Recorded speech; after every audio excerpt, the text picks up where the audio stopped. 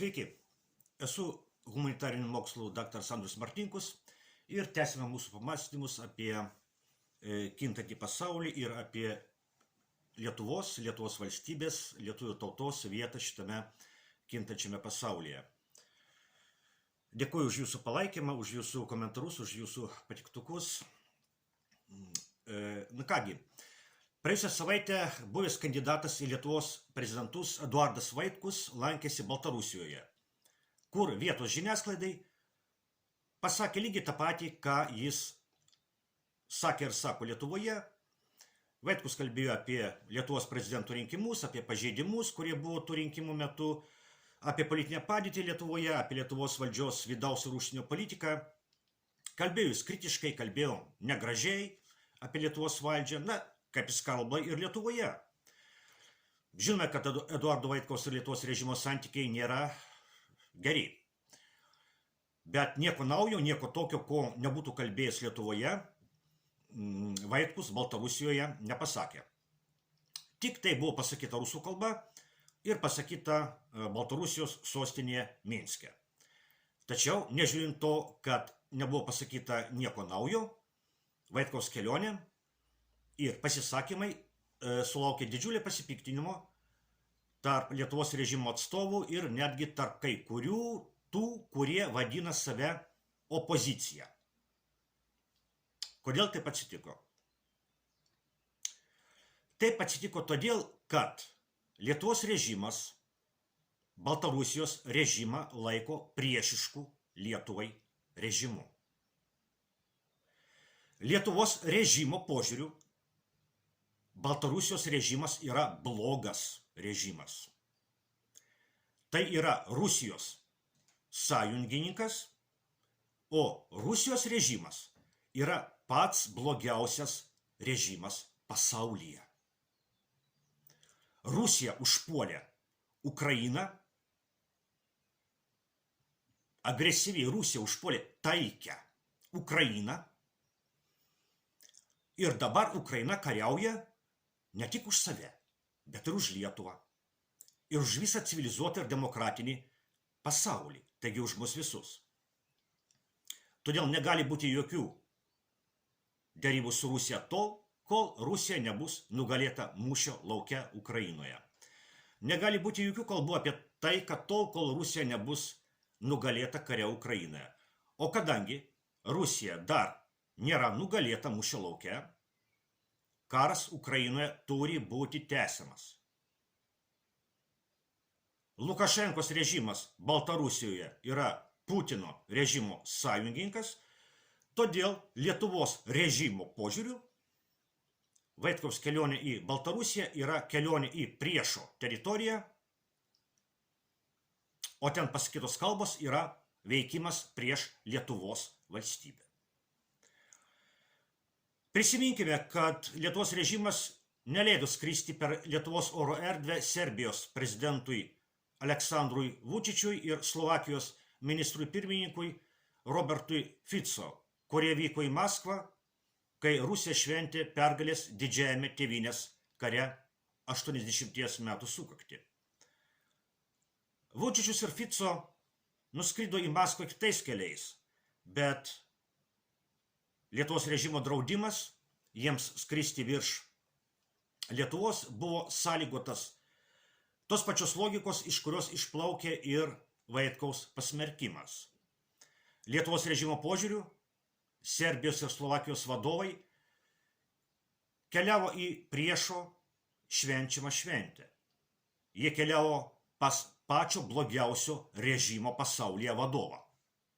Todėl Lietuvos režimas nusprendė tokiu būdu prisidėti prie kovos su šiuo pasauliniu blogiu ir uždarė Lietuvos oro erdvę Serbijos ir Slovakijos vadovams. Ta pati beje padarė ir Latvijos bei Estijos režimai.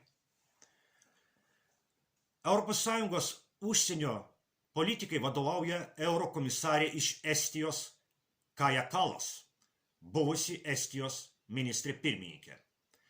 Buvęs Lietuvos ministras pirmininkas Andrius Kubilius irgi yra eurokomisaras, atsakingas už gynybos politiką ir kosmosą. Po to, kai globalistai pralaimėjo prezidento rinkimus Jungtinėse Amerikos valstijose, ES tapo pasaulinė globalistų tvirtovė.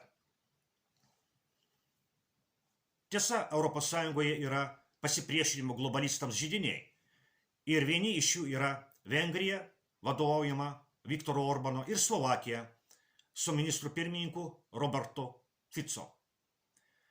Taigi eurokomisarė iš Estijos, globalistė Kaja Kallas, pareiškė, kad Robertas Fico, keliaudamas į Maskvą, pasirinko neteisingą istorijos pusę. Neteisingą istorijos pusę. O aš manau, kad yra atvirkščiai.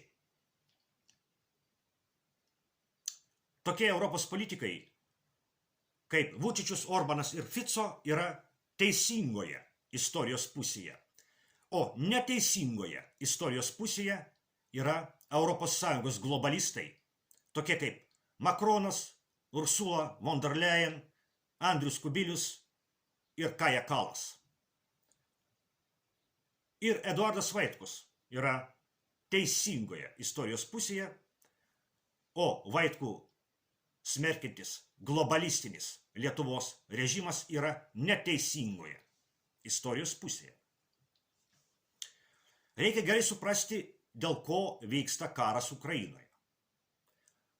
Ukrainoje kariauja senoji pasaulio tvarka su gimstančia naujaja pasaulio tvarka.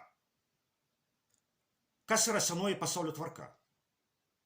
Senoji pasaulio tvarka yra ta, kuri atsirado po Tarybų socialistinių respublikų sąjungos žlugimo. Tai yra vadinamasis vienpolis pasaulis, kuriame yra vienintelė supervalstybė, būtent Jungtinės Amerikos valstijos. Iki Donaldo Trumpo pergalės Jungtinių valstijų prezidento rinkimuose Jungtinės valstijos buvo pagrindinis globalistų įrankis, tarnaujantis jų viešpatavimui pasaulyje. Valdant Jungtinių valstijų prezidentui globalistui Obamai, Ukrainoje įvyko valstybinis perversmas. 2014 metais, kai į valdžią atėjo agresyvus rusofobinis režimas, išprovokavęs Krymo aneksiją ir pilietinį karą Donbase. Valdant Jungtinių valstijų prezidentui globalistui Bidenui, Ukrainoje prasidėjo didelio masto karas 2022 metų vasario 24 dieną. Šitas karas, beje, galėjo būti sustabdytas dar tų pačių metų, 2022 metų pavasarį, kai Rusija ir Ukraina jau buvo sutarusios dėl taikos derybose Stambule. Tai dabar jau žino visas pasaulis. Bet vakarų globalistai įtikino Zelenskio režimą tęsti karą su Rusija tol, kol Rusija bus nugalėta mūšio lauke. Arba, kitais žodžiais tariant, tęsti karą iki paskutinio ukrainiečio. Ukrainos režimas įvykdė ir tebevykdo nusikaltimą prieš Ukrainos valstybę ir Ukrainos žmonės. Ukrainos režimas išdavė Ukrainos nacionalinius interesus ir milijonus ukrainiečių pavertė vakarų globalistų, arba, sakykime tiesiai šviesiai, satanistų, pasaulinės valdžios troškimo įkaitais. Šiomis dienomis tame pačiame Stambule vėl prasidėjo derybos tarp Rusijos ir Ukrainos. Tik dabar Ukrainos pozicija yra daug blogesnė nei prieš 3 metus. Per tos 3 metus Ukraina neteko didelių teritorijų, 100 tūkstančių užmuštų, fiziškai ir dvasiškai sužalotų žmonių, milijonų, kurie emigravo ir niekada nebegrįš į Ukrainą. O Rusija nėra nugalėta. Tai vardan ko buvo kariauta? tuos 3 metus. Tikrai ne dėl Ukrainos. Tuos 3 metus buvo kariauta dėl vakarų globalistų ir satanistų noro nugalėti Rusiją. Bet Rusija nėra nugalėta. Tai kas yra teisingoje istorijos pusėje? Aš esu tikras, kad teisingoje istorijos pusėje yra Eduardas Vaitkus ir visi tie, kurie nenori, kad Lietuva žūtų kare su Rusija, vardan Dievo priešų, vakarų globalistų ir satanistų troškimo patenkinimo. Ačiū už dėmesį ir iki kitų kartų.